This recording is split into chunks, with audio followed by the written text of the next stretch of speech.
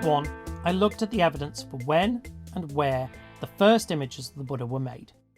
This week, we will be looking at the scholarship on why the first images were made, and I will be suggesting some useful stuff to read on the early history of the debate, the range of answers that people have offered, and one or two more interesting contributions. Though primary source doctrine suggests you should look first at evidence, none of us are smart enough to think through all the possible interpretations ourselves, and so secondary literature, at least a critical selection of it, is essential to understanding any problem. And first, I need to tackle a question that comes up whenever I run a seminar on this subject. Why not just read Robert de Carolai's Image Problems, which was published in 2015 and is specifically on this subject? Surely it must be the most up-to-date account. Well, when it came out, my response was that as a book, it would have made a great article. What I mean by that is apparent in the introductory first chapter, which has to be there because it's a comprehensive book about the topic, not an article attempting to contribute on one narrow aspect. And obviously, it opens by discussing the earliest surviving images, except it largely neglects the Mathura and Swat examples I talked about last week, and the Lorien Tangai Buddha. Instead, it focuses on the Bimaran casket and a medallion from the site of Tilia Tepe. It fails to correctly date the first one, and the reason I haven't mentioned the second one is because it's not an image of the Buddha. The book is repeating a misattribution. And there are a lot of those kinds of detail issues. The front cover has an image which is labelled as 2nd century AD. But if you can read the inscription, and it's visible right there on the bottom of the picture, and know how dates in this period work, it is mid-3rd century. So rather than definitive, de Carolai's account is, let's say, not well-rounded. Now, don't get me wrong, I think chapters 3 and 4 are essential reading. They offer a genuinely interesting idea that if the image originated at multiple locations at about the same time, and in part 1 we saw that that is what the evidence appears to indicate, then we should look for a broad cultural shift. De Carolai suggests that was a change in how people thought about images. Some of his lectures are on YouTube, so you don't even need to read the book to get a sense of the argument. But let us rewind a little bit to the beginning of the debate, which starts with 2 articles by Ananda Coomaraswamy in 1926 and 1927. Coomaraswamy was responding to what was then the widely assumed origin of the Buddha image, that it was created in Gandhara before the 1st century AD in response to demands for images by foreign, especially Greek, patrons. He thought that origin was unlikely. Today, we know it's unlikely, because the first images post-date the last king with a Greek name by more than a century, so the cause and effect just don't line up. Coomaraswamy did not know that, though he was beginning to suspect it. Indeed, he advocated for an Indian origin at Mathura, on the general grounds that it was more likely an image would be created by native adherents. Coomaraswamy framed the debate in terms of modern culture, and particularly in terms of insiders and outsiders, an emic-etic distinction. As he says of the Gandharan view, this view was put forward in a manner best calculated to flatter the prejudices of European students, to offend the susceptibilities of Indians. The creative genius of Greece had provided a model which had later been barbarized and degraded by races devoid of true artistic instincts. Presenting the debate in this way, with an emic-etic distinction, rhetorically positions Coomaraswamy as the native voice, speaking from inside the tradition with insight and sensitivity, while painting other scholars as outsiders, attempting to impose their etic view. Such arguments run through the whole of the scholarship on Gandharan art, sometimes in Coomaraswamy's framing, sometimes inverted. It is debatable if Coomaraswamy, who spent most of his working life in America, was a genuine emic voice for a 2 millennia old Buddhist tradition, but it doesn't really matter. There is truth to his claim that the scholarship is inflected by modern cultural attitudes for everyone, including me, you, and Coomaraswamy, not just the scholars he critiques.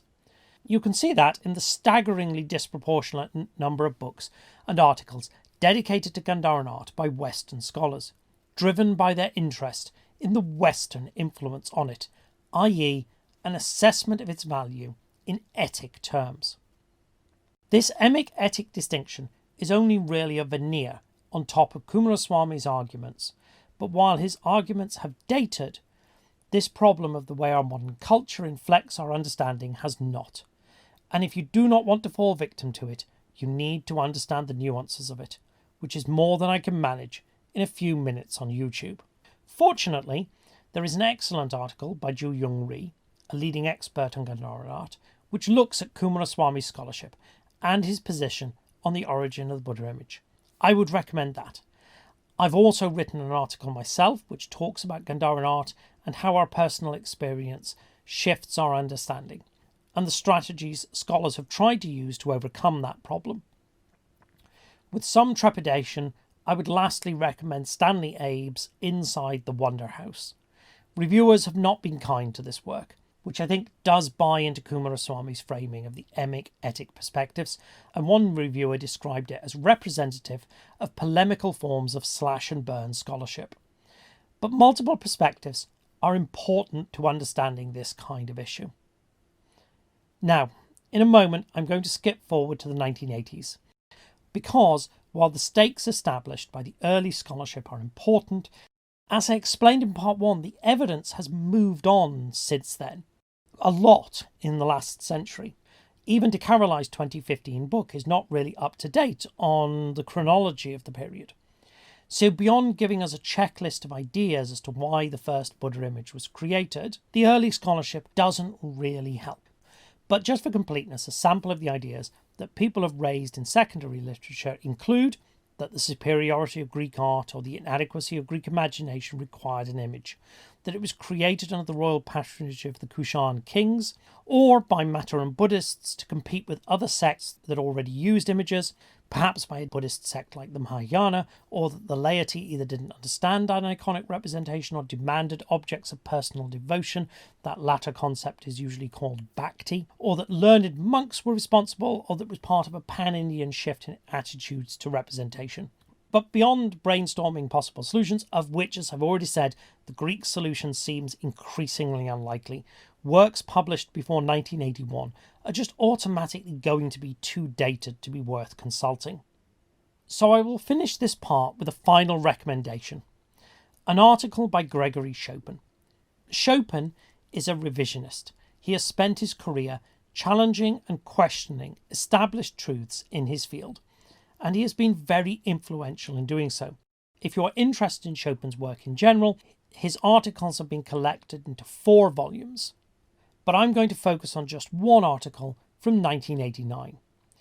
Before the 1980s, it was widely assumed that Buddhism began as a very sophisticated, intellectual and rational body of thought, in the European Enlightenment sense, dominated by a small monastic elite, but that over time, pressure from the less sophisticated lay worshippers led to an infusion of popular ideas, and then to the creation of a new strand of Buddhism called the Mahayana.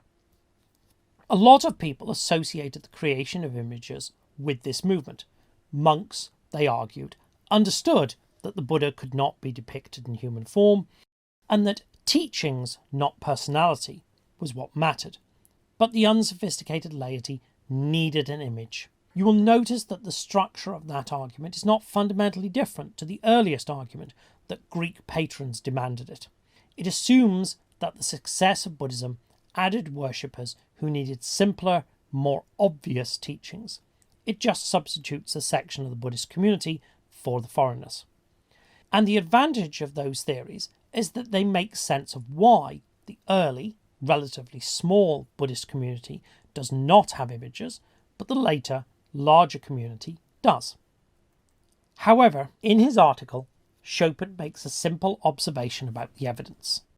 If you look at the images made at Mathura, more of them seem to be dedicated by monastic rather than lay donors, particularly the earliest. Now, obviously, I think people will remember from part 1 that the earliest images are in fact a group dedicated by Bala and Buddhamitra, so it would be better to treat those as a single data point. But Schopen is quite right that they are a monk and a nun. And so Schopen tentatively concludes that it is amongst educated mainstream monastics, with the notable involvement of nuns, that the image originates. And this has been pretty influential. In 2015, that is the same year as to Caroli's image problems, Lars Vogelin published an archaeological history of Buddhism. And on the subject of the image, he followed Schopen, attributing it to an intellectual elite within the monastic community. These accounts are worth reading, though we should be a little bit cautious. You cannot trace the same pattern in Gandhara or Swat, in part because the evidence is very different. And it's also worth saying that knowing monastics dedicated the early images doesn't tell you why they did it.